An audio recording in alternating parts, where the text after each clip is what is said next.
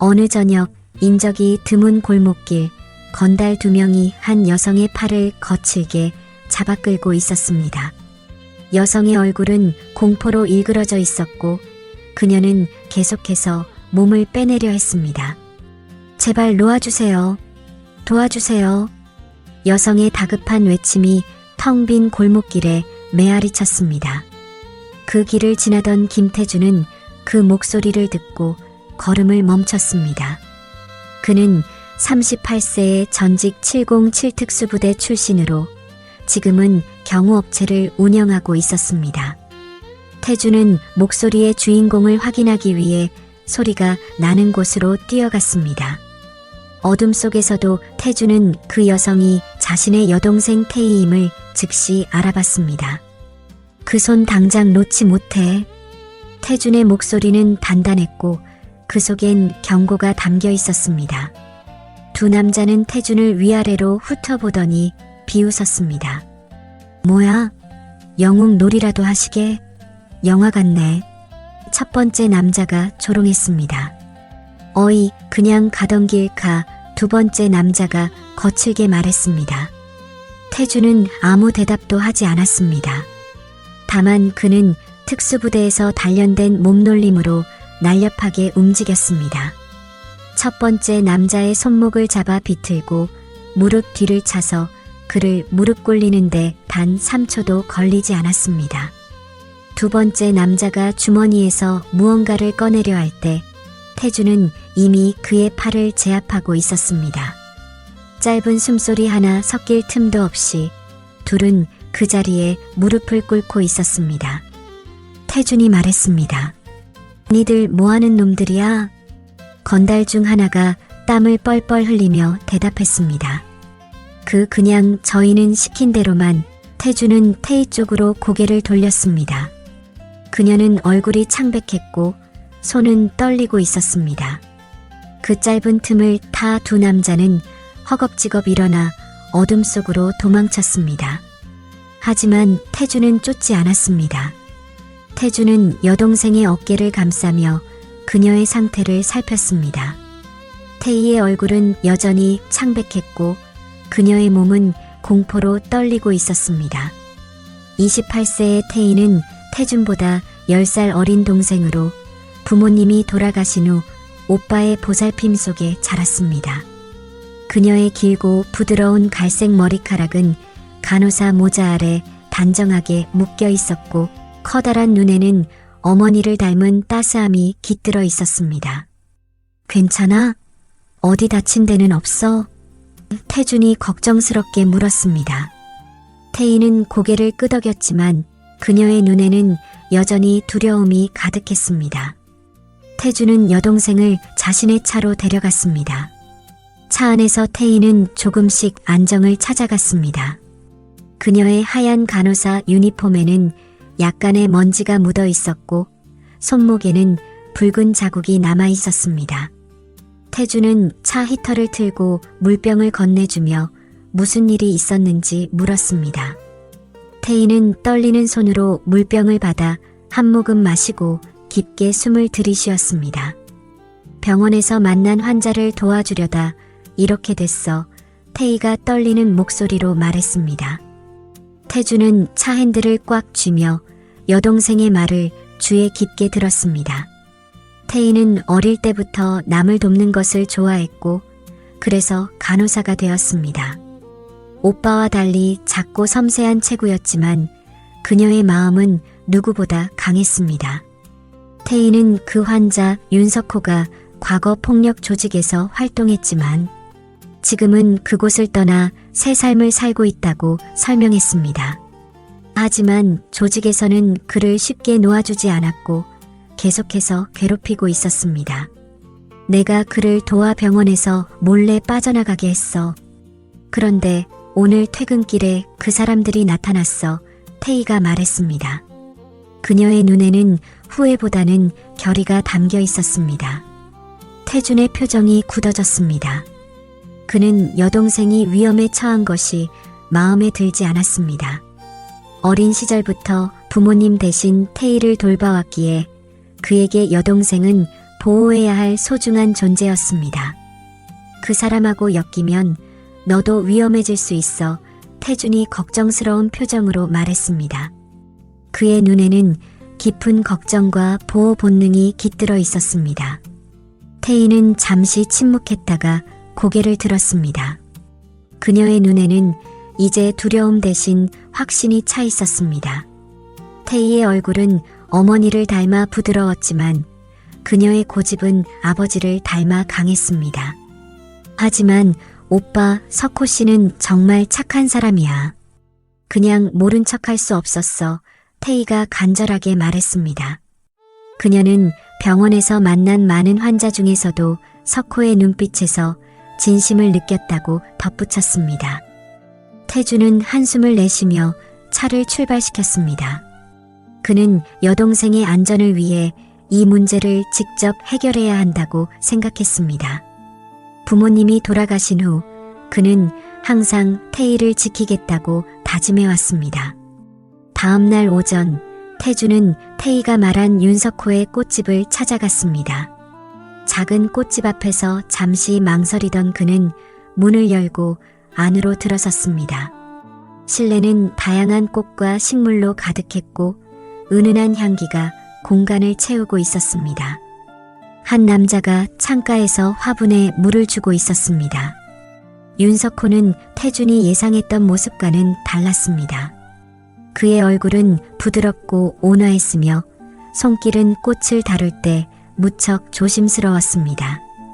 폭력 조직 출신이라는 이미지와는 거리가 멀어 보였습니다.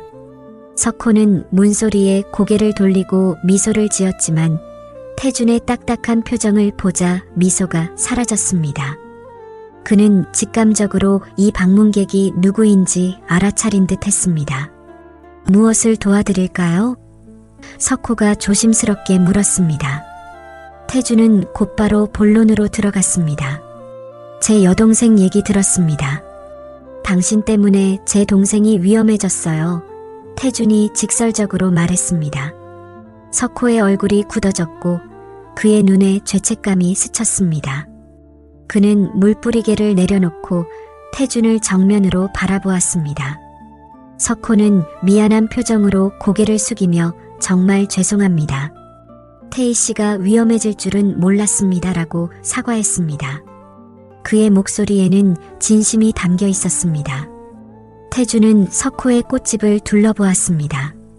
모든 것이 정돈되어 있었고 공간에는 평화로운 기운이 감돌았습니다. 이곳은 범죄와 폭력과는 거리가 멀어 보였습니다. 태준은 석호를 다시 바라보았습니다. 과거는 묻지 않을 테니 내 동생이 다시는 위험에 처하지 않게 잘하십시오. 태준이 단호하게 말했습니다. 석호는 진지하게 고개를 끄덕였습니다. 그의 눈빛에는 결의가 담겨 있었습니다. 석호의 꽃집 안쪽 작은 휴게 공간에는 소박한 티테이블이 놓여 있었습니다. 태준과 석호는 마주 앉아 있었고 사이에는 김이 모락모락 피어오르는 차가 놓여 있었습니다. 꽃집 특유의 은은한 향기가 공간을 채우고 있었습니다. 태준은 석호를 유심히 관찰했습니다. 그는 30대 초반으로 보였고 얼굴에는 과거의 흔적인 듯한 작은 흉터가 있었지만 그의 눈빛은 맑고 진실되어 보였습니다. 석호는 천천히 차를 한 모금 마시고 입을 열었습니다. 저는 장민석이라는 조직 보스 밑에서 일했습니다. 태준의 표정이 장민석이라는 이름을 듣자 순간 굳어졌습니다.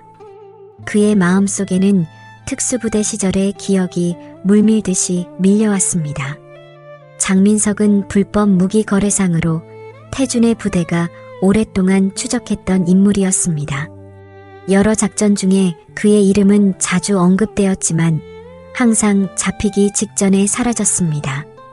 특히 3년 전 태준이 마지막 임무로 참여했던 작전에서 장민석의 거래를 저지하려다 민간인 사상자가 발생했던 일은 그에게 깊은 트라우마로 남아 있었습니다. 태준 씨? 석호의 목소리에 태준은 생각에서 깨어났습니다. 죄송합니다. 계속 말씀하세요. 석호는 태준의 표정 변화를 놓치지 않았지만 더 묻지 않고 이야기를 계속했습니다. 그 세계에서는 충성과 복종만이 살아남는 길이었습니다. 석호는 잠시 말을 멈추고 창밖을 바라보았습니다. 어느 날 경쟁 조직과의 싸움에서 크게 다쳤습니다. 배에 칼을 맞아 출혈이 심했죠. 석호는 무의식적으로 배에 손을 가져다 댔습니다. 그때 실려간 곳이 태희 씨가 일하는 병원이었습니다.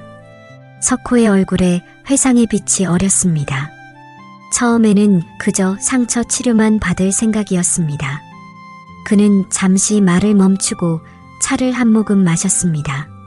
하지만 태희 씨가 제 담당 간호사였어요. 그녀는 다른 사람들과 달랐습니다. 석호의 목소리에 따뜻함이 묻어났습니다. 대부분의 간호사들은 제 문신을 보고 경계했지만 태희 씨는 제가 누구인지 무슨 일을 하는지 묻지도 않고 온전히 한 사람으로 대해주었죠. 태주는 묵묵히 듣고 있었습니다. 여동생이 항상 타인을 판단하지 않고 따뜻하게 대했다는 것을 그도 잘 알고 있었습니다. 첫 이틀은 고열로 정신이 없었어요. 그때 태희 씨가 밤새 제 옆에서 열을 내리는 수건을 갈아주었다고 나중에 들었습니다. 석호의 눈빛이 부드러워졌습니다. 열이 내리고 의식이 돌아왔을 때 그녀는 제게 웃으며 잘 참으셨어요 라고 말했어요. 그 순간이 저에게는 그는 말을 잠시 멈추고 창밖을 바라보았습니다. 오랜만에 느껴본 따뜻함이었습니다. 태주는 여전히 침묵을 지켰지만 석호의 진심 어린 말에 조금씩 마음이 열리고 있었습니다. 이번 5일째 태희 씨가 제 식사를 가져오며 문득 물었어요. 왜 이런 삶을 사세요? 석호의 눈가에 주름이 잡혔습니다. 아무도 그런 질문을 한 적이 없었습니다. 대부분은 제가 무슨 일을 하는지 알면 피했으니까요. 그는 자신의 손을 내려다보았습니다. 처음에는 대답하지 않았습니다. 석호는 잠시 미소를 지었습니다. 하지만 태희 씨는 포기하지 않았어요. 매일 다른 방식으로 같은 질문을 했습니다. 다른 삶을 살 수 있다면 어떤 일을 하고 싶으세요? 어릴 때 꿈은 뭐였나요? 태주는 석호의 이야기에 서서히 빠져들고 있었습니다. 그리고 어느 날 그녀가 제 상처를 치료하다가 문득 말했어요. 제가 보는 당신은 이런 삶을 살기엔 너무 따뜻한 눈을 가졌어요. 석호의 목소리가 약간 떨렸습니다. 그 말에 저도 모르게 어린 적 꿈을 이야기했습니다. 꽃집을 갖고 싶었다고요. 할머니와 함께 키우던 화초가 유일한 행복했던 기억이라고. 석호는 창밖의 꽃들을 바라보았습니다. 그날 밤 처음으로 제 인생을 돌아봤습니다. 어쩌다 이렇게 살게 되었는지, 정말 이대로 살아야 하는지. 그는 깊은 숨을 내쉬었습니다. 퇴원 전날 태희 씨가 제게 작은 화분을 가져왔어요. 시작해보세요 라고 말하며 석호의 눈빛이 선명해졌습니다. 그때 처음으로 제가 좋아하는 마음을 느꼈습니다. 하지만 동시에 두려웠어요. 이런 제가 그녀 같은 사람을 좋아해도 되는지. 석호는 떨리는 손으로 차를 다시 마셨습니다. 그날 저녁 용기를 내어 그녀에게 커피를 마시자고 제안했습니다. 그때 태희 씨가 조용히 말했어요. 그는 잠시 말을 멈추었습니다. 죄송하지만 건달은 싫어요. 석호의 눈에는 그날의 아픔과 결단이 담겨 있었습니다. 그 말이 제 삶을 바꿨습니다. 다음 날 아침 태어나자마자 조직에 연락해서 나가겠다고 했죠. 물론 쉽지 않았지만 그 작은 화분을 보며 버텼습니다. 태주는 석호의 진심 어린 고백에 깊은 인상을 받았습니다. 여동생이 이 남자의 인생을 바꾸었다는 사실, 그리고 그것이 단순한 변명이 아닌 진정한 변화였다는 것을 느낄 수 있었습니다. 태준 씨, 장민석은 쉽게 놓아주는 사람이 아닙니다. 석호의 진지한 목소리에 태주는 다시 현실로 돌아왔습니다. 그가 태희 씨까지 노린다면 그건 모두 저 때문입니다. 제가 책임지겠습니다.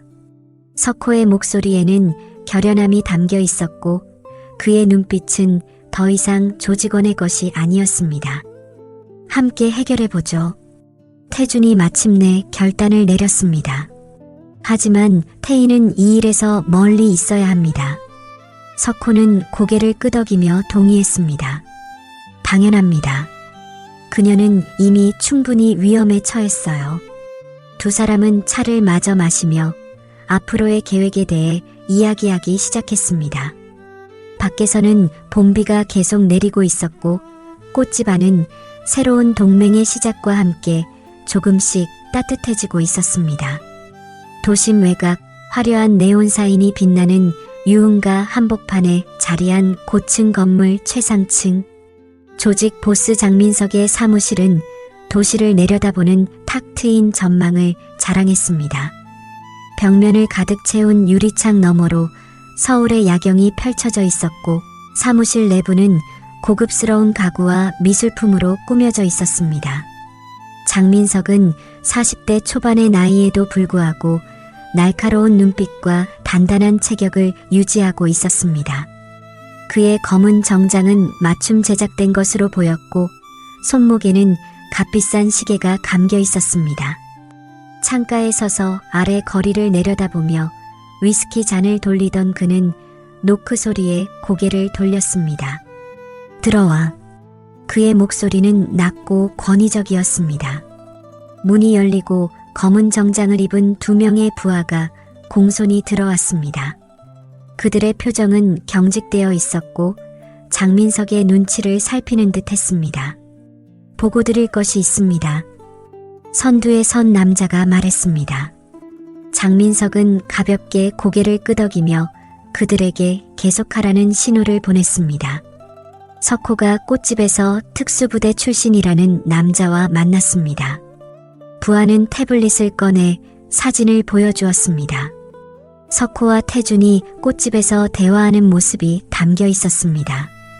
조사해 본 결과 그 남자는 김태준, 태희의 오빠입니다. 707 특수부대 출신으로 현재는 경호업체를 운영하고 있습니다.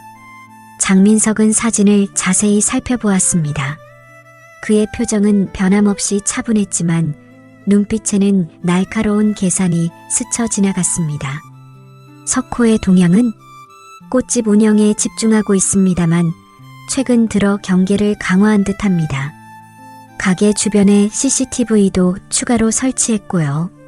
두 번째 부하가 덧붙였습니다. 태희는 병원 근무를 계속하고 있습니다. 석호와는 정기적으로 만나는 것으로 보입니다. 장민석은 위스키를 한 모금 삼키고 잔을 테이블에 내려놓았습니다.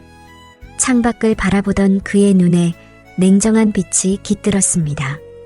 석호가 그 여자 때문에 완전히 마음이 약해졌군. 그의 목소리는 감정 없이 차갑게 울렸습니다. 10년간 키워온 인재였는데 한 여자 때문에 모든 것을 버리다니. 장민석은 창가에서 천천히 책상으로 이동했습니다. 그의 발걸음은 고요했지만 사무실 안에는 긴장감이 감돌았습니다. 석호에게 메시지를 보내야겠어. 배신의 대가가 무엇인지 알려줘야지. 그가 책상에 앉아 서류를 들여다보기 시작했을 때 갑자기 문이 다시 열렸습니다. 여비서가 다급한 표정으로 들어왔습니다. 평소라면 허락 없이 들어온 것에 대해 질책을 받았겠지만 여비서의 얼굴에는 심각한 표정이 역력했습니다. 죄송합니다, 사장님. 긴급 상황입니다. 장민석은 여비서를 바라보았습니다. 어머니께서 갑자기 쓰러지셔서 병원에 실려가셨습니다. 그 말을 듣는 순간 장민석의 표정이 순식간에 변했습니다. 그의 냉정한 눈빛 속에 당혹감과 걱정이 스쳤고 강인한 얼굴에 취약함이 드러났습니다. 어디서? 어느 병원? 그의 목소리에는 더 이상 차가움이 없었습니다. 집에서 갑자기 의식을 잃으셨다고 합니다. 지금 성심병원 응급실로 이동 중이십니다. 장민석은 즉시 자리에서 일어났습니다. 그의 손은 약간 떨리고 있었습니다. 모든 일정을 취소해. 그는 재킷을 집어들며 서둘러 사무실을 나섰습니다. 부하들은 당황한 표정으로 그를 바라보았지만 어느 누구도 말을 걸지 못했습니다. 장민석의 차가 건물을 빠져나갈 때 운전석에 앉은 그의 표정은 더 이상 조직의 우두머리가 아닌 어머니를 걱정하는 아들의 모습이었습니다. 차 안에서 장민석은 어머니의 상태를 확인하기 위해 계속해서 전화를 걸었습니다. 어머니 박영수는 그의 유일한 약점이자 가장 소중한 존재였습니다. 성심병원에 도착한 장민석은 주차장에 차를 급하게 세우고 응급실로 향했습니다. 접수대에서 어머니의 상태를 물어보던 중 그는 익숙한 얼굴을 발견했습니다. 태희였습니다. 그녀는 다른 간호사와 이야기를 나누고 있었고 응급실 차트를 확인하고 있었습니다. 장민석은 그 자리에 얼어붙었습니다. 세상이 너무 좁다는 생각이 그의 머릿속을 스쳤습니다. 어머니의 담당 간호사가 바로 석호가 빠져있는 여자 태희라니. 운명의 장난 같은 이 상황에 장민석은 잠시 할 말을 잃었습니다. 태희는 고개를 들어 그를 바라보았고 그제서야 그가 누구인지 알아보았습니다. 그녀의 눈이 순간 놀라움으로 커졌습니다.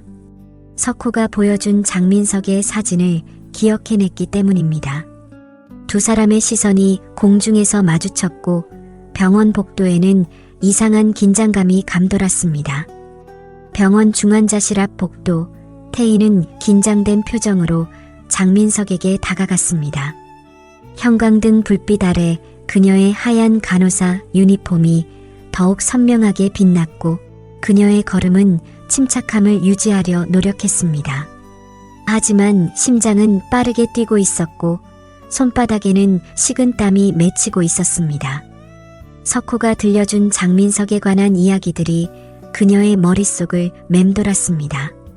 잔인하고 무자비한 조직의 두목, 배신을 용서하지 않는 사람, 석호를 끝까지 쫓는 위험한 인물. 그러나 지금 그녀 앞에 선 장민석은 단지 어머니를 걱정하는 아들의 모습이었습니다. 박영순 환자의 가족분이신가요? 태희의 목소리는 침착했지만 그녀의 눈은 경계심을 감추지 못했습니다. 장민석은 천천히 고개를 끄덕였습니다. 네, 제 어머니입니다. 상태가 어떤가요? 그의 목소리에는 평소의 냉정함 대신 걱정이 묻어났습니다. 태희는 차트를 확인하며 설명했습니다. 현재 안정되었습니다만 정밀 검사가 필요합니다. 갑작스러운 혈압 상승과 일시적 기억 혼란이 있었어요. 그녀는 최대한 당황하지 않은 어조를 유지하려 했지만 장민석의 시선이 그녀의 이름표로 향하는 것을 느꼈습니다. 김태희라는 이름을 확인한 그의 눈에 복잡한 감정이 스쳤습니다. 장민석은 잠시 말없이 태희를 바라보았습니다. 그의 눈빛은 무언가를 계산하는 듯했고 태희는 불편함을 느꼈지만 전문가로서의 태도를 잃지 않았습니다. 어머니를 볼 수 있을까요? 그의 질문에 태희는 고개를 끄덕였습니다. 잠시 면회 가능합니다. 하지만 환자가 흥분하지 않게 주의해 주세요. 혈압이 다시 오를 수 있습니다. 태희는 장민석을 중환자실로 안내했습니다. 병실 문을 열자 조용한 기계음과 함께 희미한 약 냄새가 느껴졌습니다. 영수는 산소 마스크를 쓰고 누워 있었고 주변에는 여러 모니터가 그녀의 생체 신호를 보여주고 있었습니다. 창가에서 들어오는 희미한 오후 햇살이 그녀의 창백한 얼굴을 비추고 있었습니다. 장민석이 어머니 곁에 조심스럽게 다가갔습니다. 그의 강인한 얼굴에 슬픔과 연약함이 스쳤고 평소의 위압적인 분위기는 온데간데 없었습니다. 어머니, 그가 영순의 손을 조심스럽게 잡았습니다. 그 손은 일반적인 범죄 조직 두목의 것이 아닌 어머니를 걱정하는 아들의 손길처럼 부드럽고 조심스러웠습니다. 영순의 눈이 천천히 떠졌고 그녀는 아들을 보자 약하게 미소 지었습니다. 민서가 왔구나. 그녀의 목소리는 희미했지만 아들을 보는 눈빛은 따뜻했습니다. 태희는 모니터를 체크하며 조용히 지켜보고 있었습니다. 그때 영순의 시선이 태희에게로 향했고 그녀의 눈빛이 갑자기 변했습니다. 혼란스러움과 함께 그녀의 눈에는 반가움이 피어났습니다. 미영아. 영순의 희미한 목소리가 병실에 퍼졌습니다. 태희는 놀라서 영순을 바라보았습니다. 미영이 맞지? 태희는 충격으로 말을 잃었습니다. 미영은 그녀의 어머니 이름이었습니다. 어떻게 제 어머니 이름을 아시죠? 태희가 떨리는 목소리로 물었습니다. 장민석이 갑자기 고개를 돌려 태희를 바라보았습니다. 그의 눈에는 놀라움과 충격이 가득했습니다. 영수는 태희의 손을 잡으려 했습니다. 정연이는 어디 있니? 태희의 얼굴이 창백해졌습니다. 정연, 그건 제 아버지 이름인데요. 장민석은 태희를 바라보는 눈빛이 완전히 변했습니다. 그의 표정에는 충격과 혼란, 그리고 어떤 깨달음이 뒤섞여 있었습니다. 당신이 김정현과 이미영의 딸입니까? 그의 목소리는 거의 속삭임에 가까웠고 눈빛은 믿기지 않는다는 듯 했습니다. 태희는 당황해서 고개를 끄덕였습니다. 네, 하지만 어떻게 저희 부모님을 아시는 거죠? 병실 안에 무거운 침묵이 내려앉았습니다. 장민석은 충격을 받은 듯 한 걸음 물러섰고 그의 눈에는 복잡한 감정들이 교차했습니다. 영수는 혼란스러운 표정으로 두 사람을 번갈아 바라보았습니다. 내가 미영이 딸이니? 그 어린 태희. 태희는 고개를 끄덕였고 그녀의 눈에는 눈물이 고였습니다. 그럼 태준도. 영순의 말에 장민석의 표정이 더욱 복잡해졌습니다. 장민석은 창가로 걸어가 등을 돌렸습니다. 그의 어깨가 약간 떨리는 것이 보였고 그는 깊은 숨을 들이쉬는 것 같았습니다. 태희는 혼란스러웠지만 영순의 상태가 걱정되어 모니터를 확인했습니다. 환자분, 안정을 취하셔야 해요. 혈압이 다시 올라가고 있어요. 태희가 전문적인 태도로 말했지만 그녀의 목소리에는 감정이 배어 있었습니다. 장민석이 다시 돌아와 어머니 곁에 앉았습니다. 그의 얼굴은 창백했고 태희를 바라보는 눈빛은 이전과 완전히 달라져 있었습니다. 괜찮으세요? 당신도 충격받은 것 같은데. 태희가 조심스럽게 물었고 장민석은 고개만 살짝 끄덕였습니다. 태희는 고개를 끄덕였고 영순의 상태를 체크한 후 조용히 병실을 나섰습니다. 복도에 서서 그녀는 깊은 숨을 들이마셨습니다. 영순과 장민석이 자신의 부모님을 알고 있다는 사실, 그리고 장민석이 그 사실을 알고 충격을 받았다는 것이 그녀의 마음을 혼란스럽게 했습니다. 왜 그들이 부모님을 알고 있는지, 그리고 장민석이 왜 그렇게 충격을 받았는지 무언가 중요한 비밀이 숨겨져 있는 것 같았습니다. 태준의 경호업체 사무실은 도시 중심부의 오피스 건물 15층에 위치해 있었습니다. 전면 유리창을 통해 도시의 전경이 내려다 보였고 실내는 군더더기 없이 깔끔하게 정리되어 있었습니다. 벽면에는 태준의 특수부대 시절 훈장과 인증서들이 걸려 있었고 한쪽에는 첨단 보안 장비들이 자리하고 있었습니다. 오후 늦은 시간 석호가 태준의 사무실을 방문했습니다. 그는 평소와 달리 긴장된 표정이었고 손에는 두꺼운 파일을 들고 있었습니다. 태준은 창가에 서서 석호를 맞이했습니다. 무슨 일이 있었습니까? 표정이 좋지 않네요. 태준의 관찰력은 여전히 예리했습니다. 석호는 파일을 테이블 위에 올려놓으며 깊은 숨을 내쉬었습니다. 태희에게 연락이 왔습니다.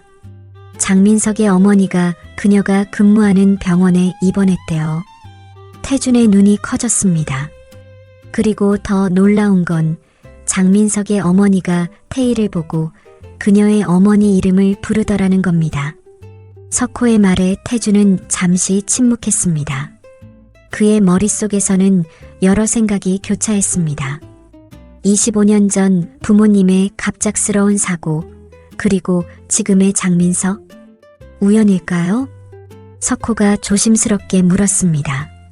태준은 창가에서 돌아서서 테이블로 다가왔습니다. 그의 표정은 진지했고 눈빛에는 결의가 담겨 있었습니다. 이건 조사해봐야 할 문제군요. 하지만 먼저 장민석에 대해 알고 있는 모든 정보를 공유해주세요. 석호는 파일을 펼쳤습니다. 내부에는 장민석의 사진, 조직도, 거래처 정보 등이 체계적으로 정리되어 있었습니다. 장민석은 불법 무기 거래로 큰 돈을 벌고 있습니다. 제가 조직에 있을 때 봤던 거래처와 장소를 모두 정리했습니다. 석호의 손가락이 지도 위의 한 지점을 가리켰습니다. 특히 이곳 인천항 근처 창고가 주요 거래 장소입니다. 월 2회 정도 거래가 이루어지고 다음 거래는 3일 후로 예정되어 있습니다. 태준은 지도를 자세히 살펴보았습니다. 특수부대 시절의 기억이 되살아났습니다. 그 지역은 그의 마지막 임무가 진행되었던 곳과 가까웠습니다. 그 무기들이 국내 조직에 넘어갔고 민간인 사상자가 발생했었지. 태준이 중얼거렸습니다. 그의 목소리에는 오래된 상처의 흔적이 묻어 있었습니다. 네, 장민석은 단순한 조직 보스가 아닙니다. 그는 무기 거래를 통해 정치인과 고위 경찰들과도 연결되어 있습니다. 석호가 또 다른 서류를 펼쳤습니다. 그곳에는 장민석과 만남을 가진 여러 인물들의 사진이 있었습니다. 이 정보로 그를 압박할 수 있을까요? 태준은 생각에 잠겼습니다. 가능할 겁니다. 하지만 쉽지 않을 거예요. 그는 항상 한 발 앞서 움직이니까요. 석호의 휴대폰이 울렸습니다. 그는 화면을 확인하고 표정이 긴장됐습니다. 태희에게서 온 메시지입니다. 석호가 메시지를 읽었습니다. 장민석이 지금 병원에 와 있대요.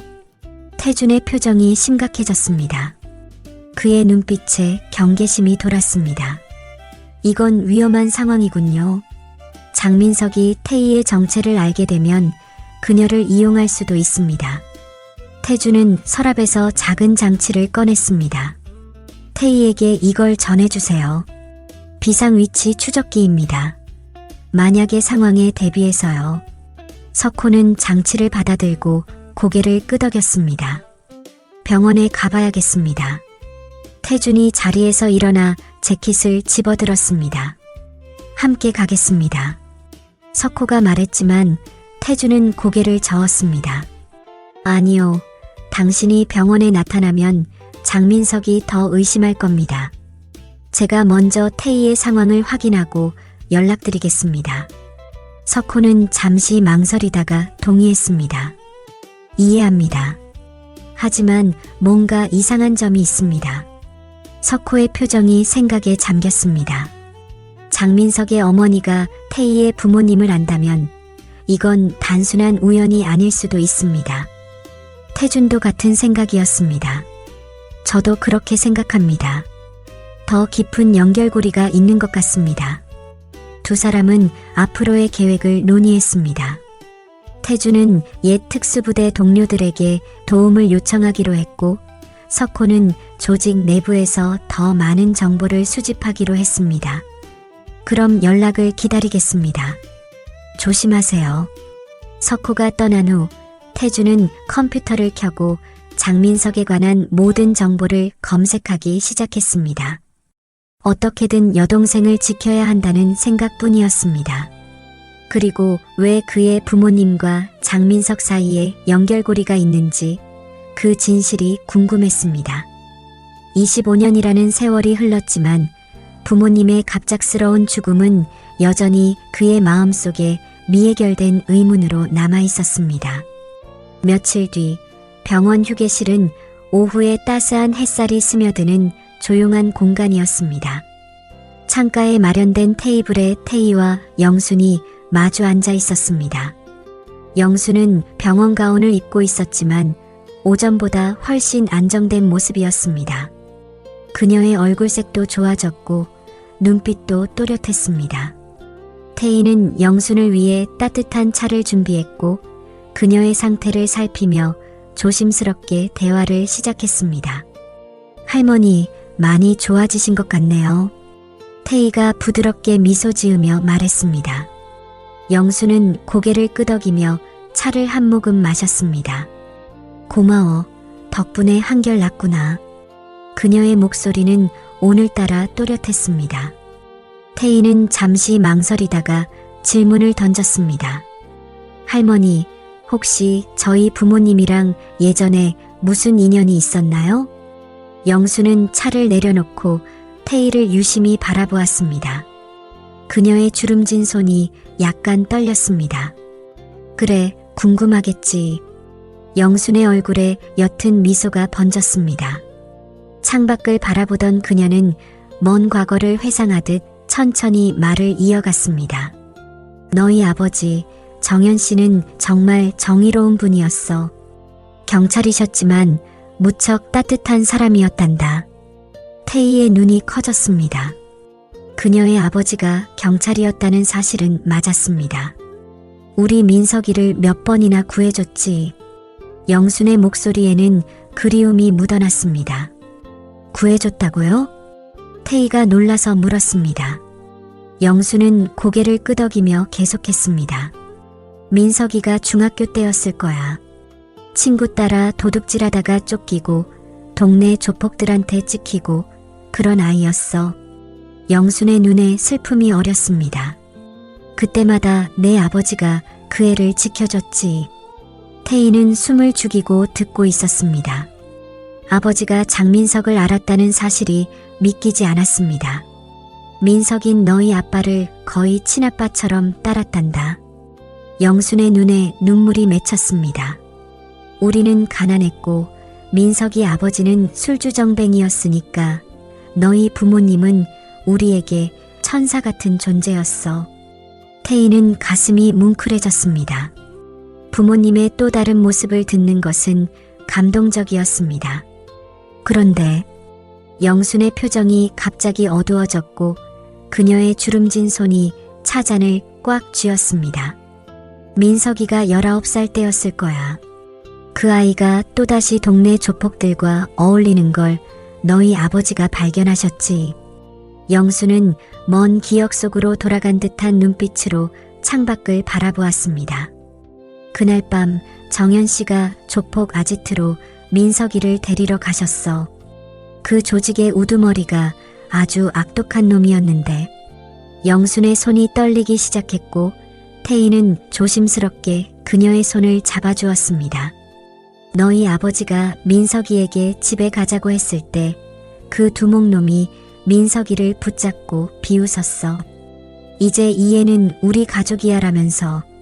영순의 목소리가 감정에 젖어 흔들렸습니다. 너희 아버지가 민석이를 데려가려 하자 그놈들이 갑자기 달려들어 너희 아버지를 폭행했어. 민석이가 말리려 했지만 영수는 눈물을 참으며 깊은 숨을 들이마셨습니다. 너희 아버지는 심하게 다쳤어. 얼굴이 피투성이가 되고 갈비뼈도 부러졌지. 그래도 민석이의 손을 잡고 그곳을 나오셨어. 태희는 충격에 말을 잇지 못했습니다. 늦둥이인 태희는 당시 너무 어려서 아버지가 그런 일을 겪었다는 사실을 전혀 몰랐던 것입니다. 병원에서 치료를 받고 회복하시는 중이었어. 일주일쯤 지났을까? 영순의 목소리가 떨렸고 그녀의 눈에서 눈물이 흘러내렸습니다. 민석이가 학교에서 돌아오는 길에 두목놈을 마주쳤대. 그놈이 민석이에게 말했어. 너희 아저씨한테 전해. 우리 세계에 끼어들면 더 큰 대가를 치를 거라고. 영수는 떨리는 손으로 눈물을 닦았습니다. 그날 밤 민석이가 너희 집에 가서 너희 아버지에게 그 말을 전하려 했는데 너무 늦었어. 태희의 심장이 빠르게 뛰기 시작했습니다. 다음 날 아침 너희 부모님이 교통사고로 돌아가셨다는 소식을 들었지. 영순의 목소리가 거의 속삭임으로 변했습니다. 처음엔 정말 사고라고 생각했어. 하지만 몇 달 후 두목놈이 술에 취해 자랑하는 걸 민석이가 들었대. 그 경찰 부부의 브레이크를 조작한 건 정말 깔끔한 일이었지라고. 태희의 얼굴이 창백해졌고 그녀는 손으로 입을 가렸습니다.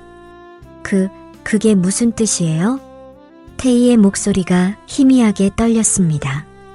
영수는 깊은 한숨을 내쉬었습니다. 그 조폭들이 내 부모님을 살해했다는 거야. 그들이 브레이크를 조작해서 교통사고로 위장한 거지. 영수는 태희의 손을 단단히 잡았습니다. 민석이가 그 이야기를 들은 후 아이가 완전히 달라졌어.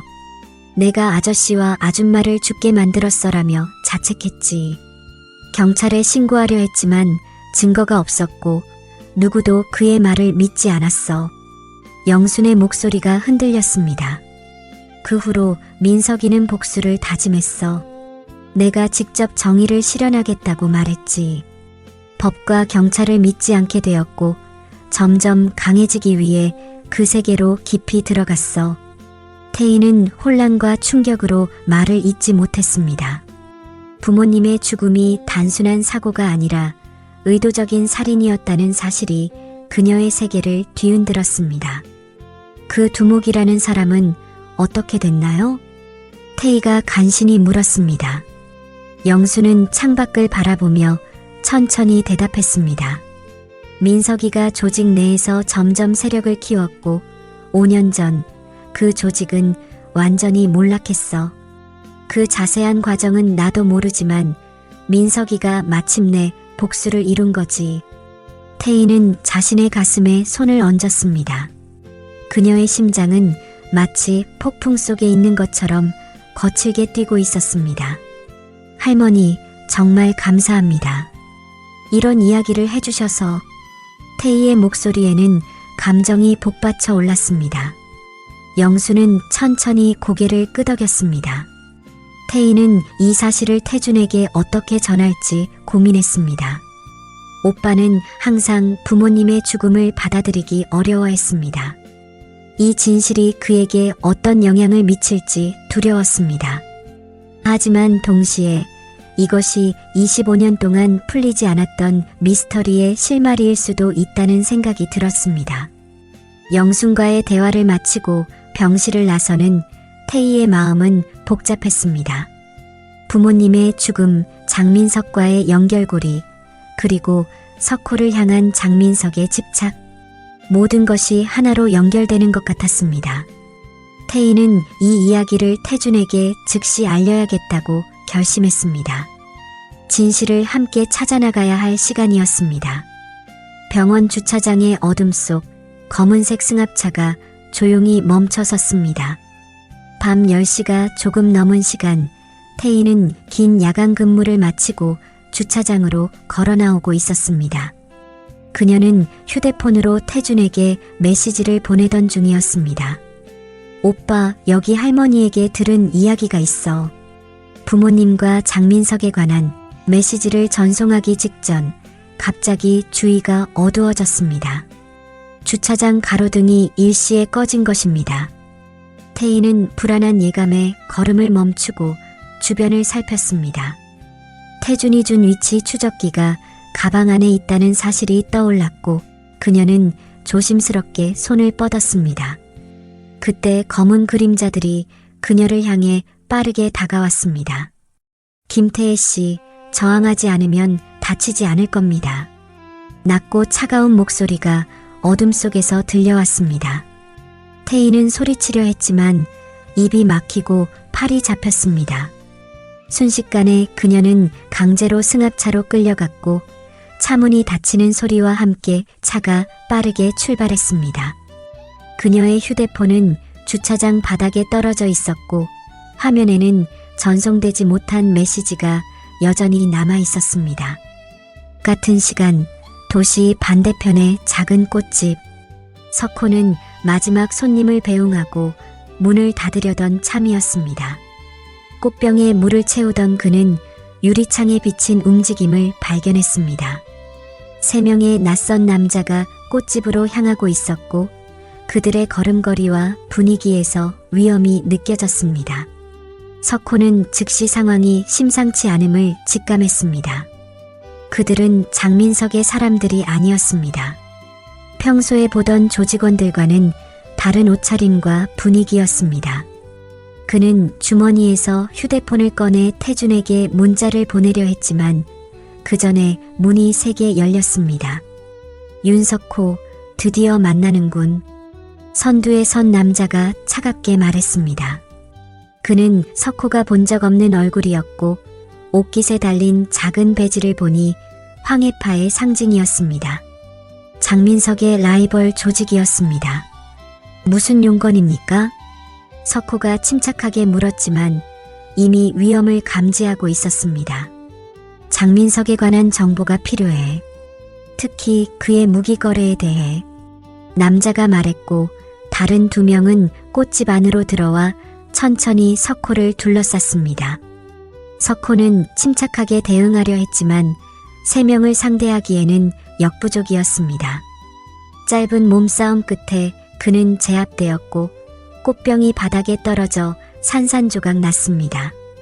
장민석을 무너뜨릴 때가 왔어. 그리고 내가 도움이 될 거야. 남자가 석호의 멱살을 잡고 말했습니다. 태희라는 여자도 이미 우리 손에 있지. 그 말에 석호의 눈이 커졌습니다. 태희는 건드리지 마. 그녀는 이 일과 아무 상관없어. 그가 소리쳤지만 이미 늦었습니다. 그는 강제로 끌려나갔고 꽃집의 문은 열린 채 남겨졌습니다. 그 시각 태준의 경호업체 사무실. 태준은 컴퓨터 앞에 앉아 장민석에 관한 자료를 검토하고 있었습니다. 그때 그의 휴대폰이 울렸고 화면에는 낯선 번호가 표시되었습니다. 여보세요? 김태준 씨군요. 낯선 목소리였지만 태준은 즉시 알아차렸습니다. 장민석이었습니다. 당신 여동생과 석호가 내 라이벌 조직에게 잡혔습니다. 태준의 얼굴이 굳어졌습니다. 무슨 말입니까? 방금 정보를 받았습니다. 황해파 조직원들이 그들을 납치해 갔어요. 태준은 자리에서 벌떡 일어났습니다. 농담하지 마세요. 이건 당신의 함정 아닙니까? 장민석의 목소리는 여전히 차분했습니다. 내가 그랬다면 왜 당신에게 연락하겠습니까? 황해파는 내 라이벌 조직입니다. 그들이 석호와 당신 여동생을 노린 건 저희 정보를 빼내서 저희 조직을 무너뜨리기 위해서일 겁니다. 태준은 빠르게 생각을 정리했습니다. 왜 나에게 이 정보를 주는 거죠? 잠시 침묵이 흘렀습니다. 과거의 빚이 있습니다. 장민석의 목소리에 처음으로 감정이 묻어났습니다. 무슨 빚? 지금 설명할 시간이 없습니다. 내 사무실로 와주십시오. 그들의 위치를 찾아 구출해야 합니다. 태준은 불신하면서도 결단을 내려야 했습니다. 여동생의 안전이 가장 중요했습니다. 30분 내로 가겠습니다. 하지만 경고하겠습니다. 이것이 함정이라면 함정이 아닙니다. 장민석이 그의 말을 잘랐습니다. 저는 당신 아버지에게 빚을 졌습니다. 이제 그 빚을 갚을 시간입니다.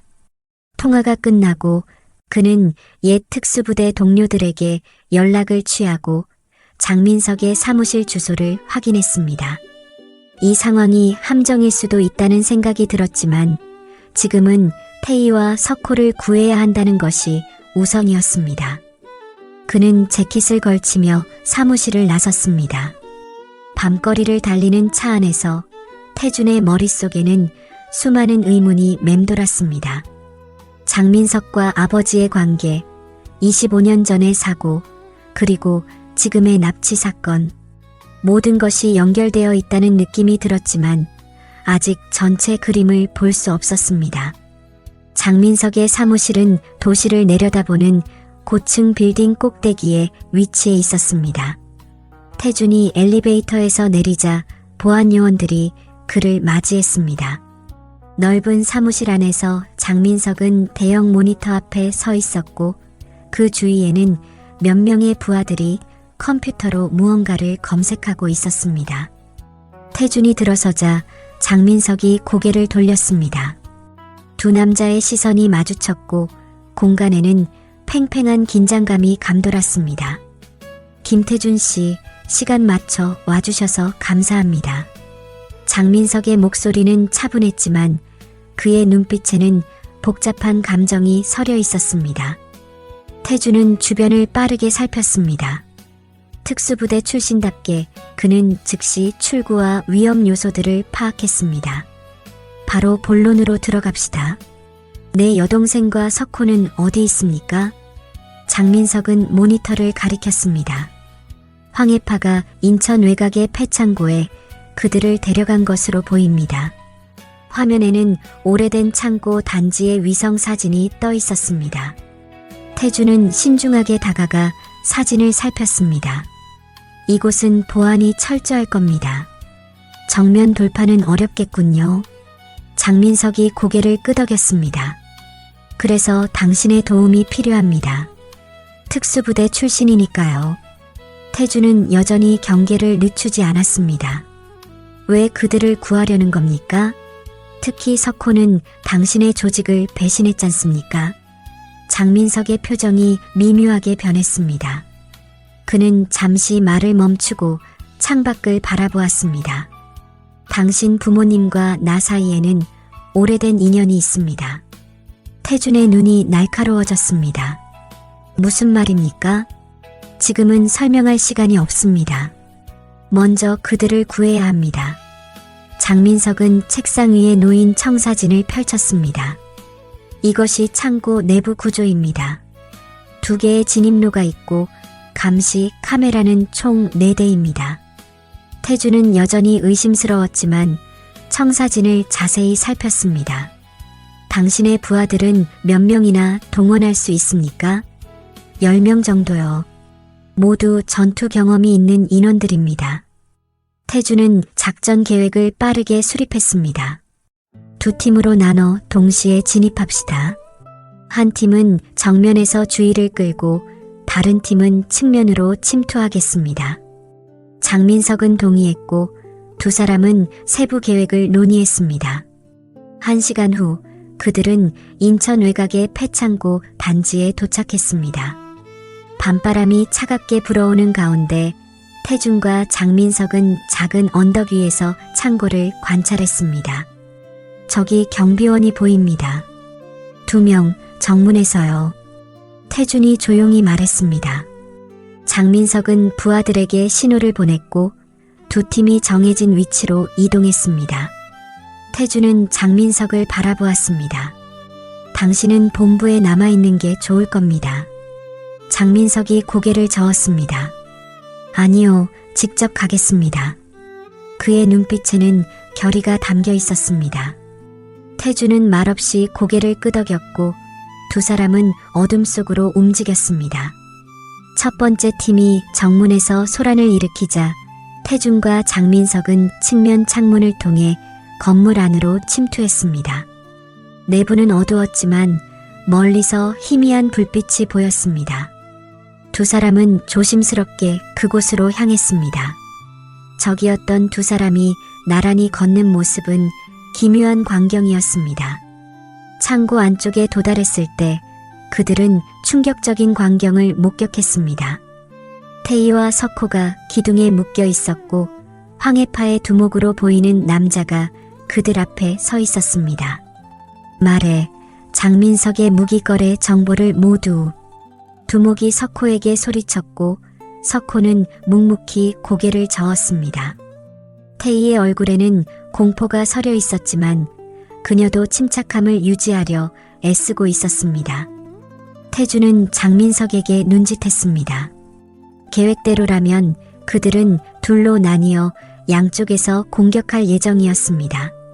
그러나 그때 예상치 못한 일이 발생했습니다. 두목이 갑자기 태희에게 총을 겨누었습니다. 3초 안에 말하지 않으면 이 여자부터 처리하겠다. 그 순간 장민석의 눈빛이 변했습니다. 태준이 제지하기도 전에 그는 은신처에서 뛰쳐나왔습니다. 그녀에게서 총을 내려 장민석의 외침에 모두의 시선이 그에게 향했습니다.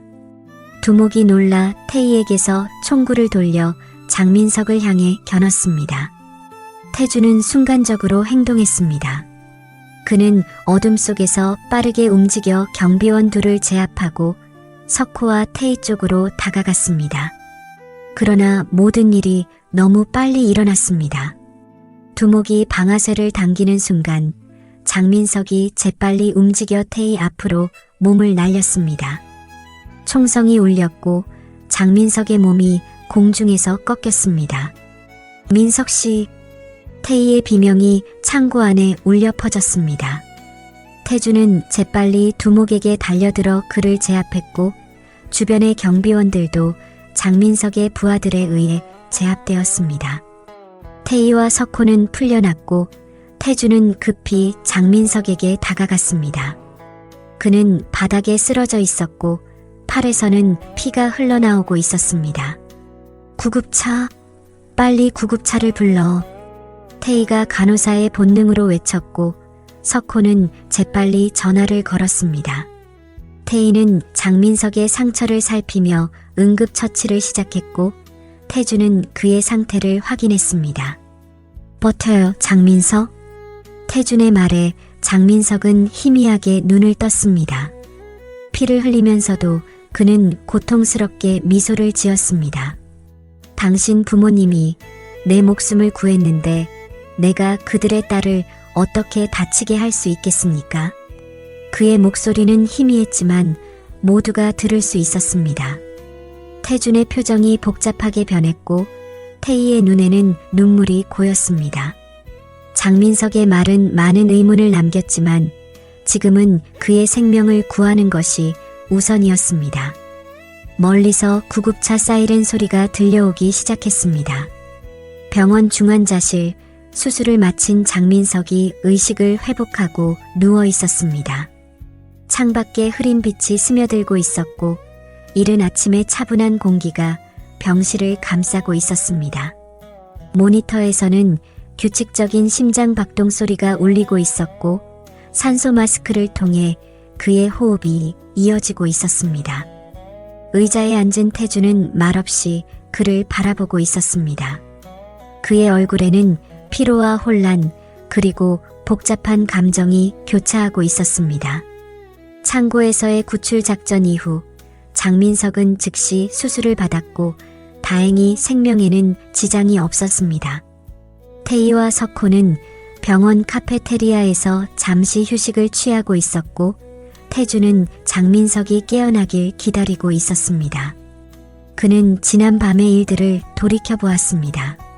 장민석이 태희를 위해 목숨을 걸고 뛰어든 순간 그의 말들 그리고 지금까지 알려지지 않았던 부모님과의 연결고리 모든 것이 혼란스러웠습니다. 조용한 신음소리와 함께 장민석이 눈을 떴습니다. 그는 천천히 주변을 살피다가 태준을 발견했고 약하게 미소를 지었습니다. 살아있군요. 태준이 담담하게 말했습니다.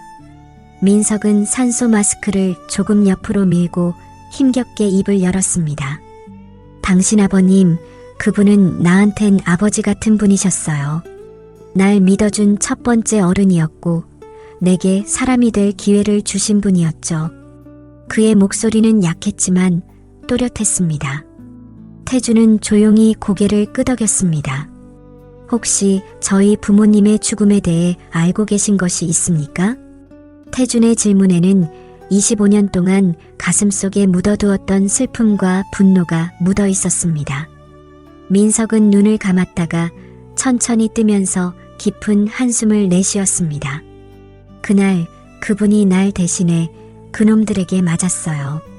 저는 숨어서 지켜보고도 아무것도 못했습니다.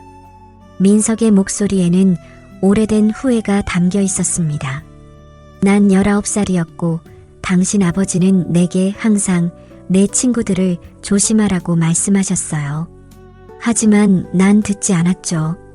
그는 잠시 말을 멈추고 숨을 고르며 계속했습니다. 그리고 며칠 뒤 교통사고로 돌아가셨죠. 경찰은 그냥 사고라고 했지만 난 알아요. 조직의 보복이었어요. 태준의 눈빛이 흔들렸습니다. 25년간 의문이었던 부모님의 갑작스러운 죽음에 대한 진실이 드러나고 있었습니다. 어떻게 확신합니까? 태준이 물었고 민석은 고통스러운 미소를 지었습니다. 그 조직의 두목이 자랑했으니까요. 경찰놈을 처리했다고 내가 그 말을 들었을 때 무언가가 내 안에서 무너졌습니다. 민석은 낮게 웃었지만 그 웃음에는 슬픔이 가득했습니다. 그날 이후 난 결심했죠. 정의는 약자에겐 없다. 법도 경찰도 아무도 날 지켜주지 못했어요. 그리고 당신 아버지마저. 그는 잠시 말을 멈추고 태준의 눈을 바라보았습니다. 세상이 그런 거라면 나도 그 방식으로 살아야겠다. 그렇게 생각했어요. 강해져서 복수하기로 했죠. 민석은 천천히 몸을 일으키려 했지만 상처 때문에 다시 누웠습니다. 난 그분의 은혜를 지키지 못했고 오히려 그 따님까지 위험하게 만들었어요. 그의 목소리에는 깊은 후회가 묻어 있었습니다. 하지만 그녀를 보며 생각났습니다. 그분의 눈빛을, 따뜻한 말투를, 저는 그걸 다 잊고 살았더라고요. 태준은 복잡한 감정에 휩싸였습니다. 장민석의 이야기는 그가 알고 있던 부모님의 모습과 일치했습니다. 아버지는 항상 공경에 처한 사람들을 돕곤 했고 어머니도 마찬가지였습니다. 그래서 태희를 위해 목숨을 걸었군요. 태준이 말했고 민석은 고개를 끄덕였습니다. 그건 당연한 일이었어요. 적어도 그분의 자녀만큼은 지켜야 했으니까요. 민석의 눈가에 눈물이 맺혔고 그는 천천히 손을 들어 닦아냈습니다. 지난 25년 동안 전 원수를 갚기 위해 살았다고 생각했어요. 그들을 전부 몰락시켰죠. 하지만 그는 잠시 숨을 고르고 계속했습니다. 그 과정에서 나 자신도 그들과 다를 바 없는 사람이 되었어요. 당신 아버지가 원하셨던 삶과는 정반대로요. 태준은 장민석의 이야기를 들으며 분노와 슬픔 그리고 이상하게도 이해라는 감정이 교차했습니다. 그의 내면에서는 복수심과 용서 사이에서 갈등이 일어났습니다. 그 기억을 잊지 마십시오. 태준이 마침내 입을 열었습니다. 아버지가 가장 원하셨던 건 당신이 이렇게 살아가는 게 아니었을 겁니다. 그의 말에 민석의 눈에서 눈물이 흘러내렸습니다. 알아요. 이제야 알게 되었어요. 태준은 말없이 일어섰습니다. 그의 마음속에는 여전히 혼란이 있었지만 조금씩 정리되고 있었습니다.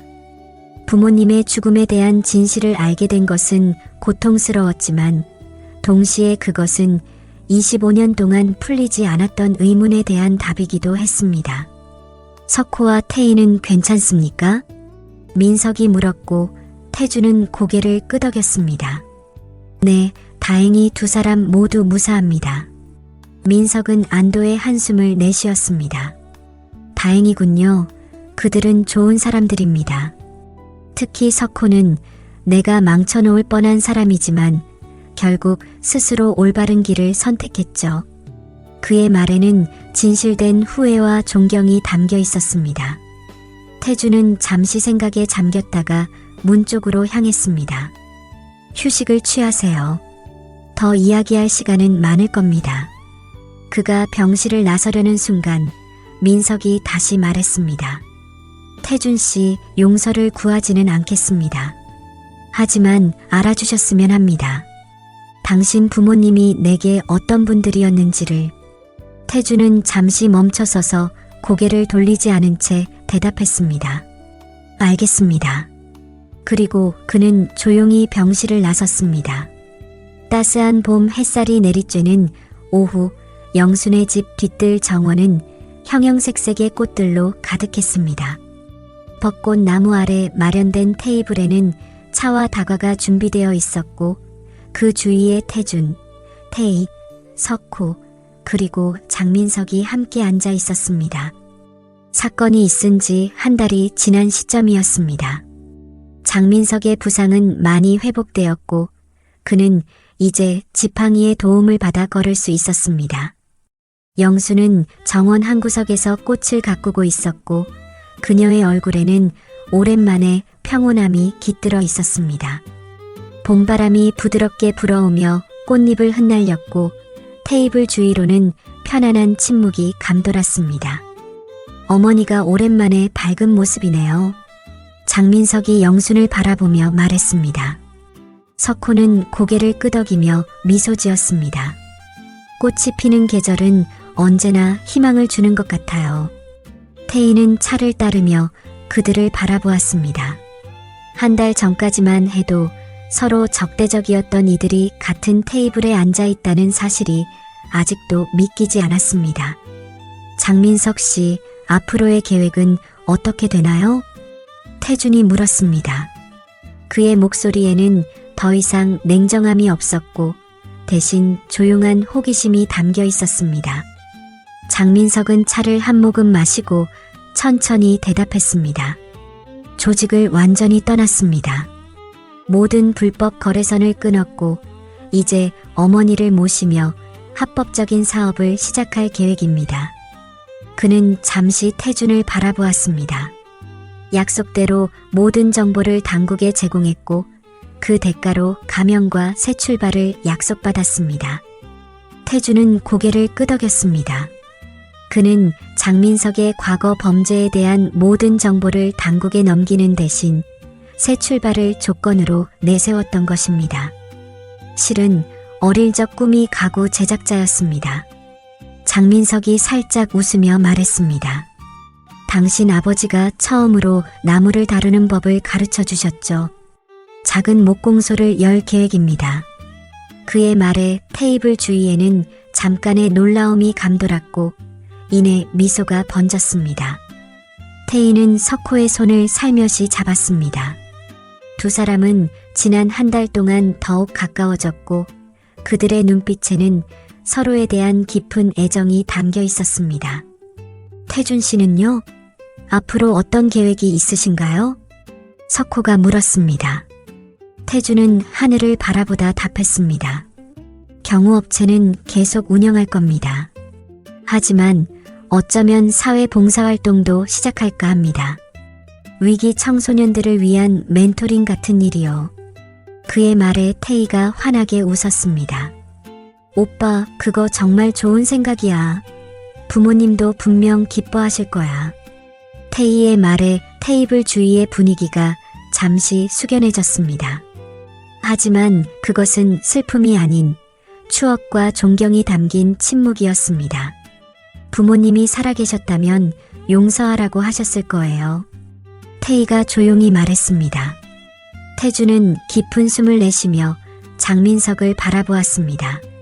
미움을 간직하는 것보다 용서하는 게 더 어렵지만 그게 우리 부모님이 원하셨을 삶의 방식이지. 그의 말에 장민석의 눈에 눈물이 고였습니다. 감사합니다. 정말 감사합니다. 그의 목소리는 떨렸지만 그 안에는 깊은 안도감과 감사함이 담겨 있었습니다. 석호는 태희의 손을 조심스럽게 잡으며 그녀를 바라보았습니다.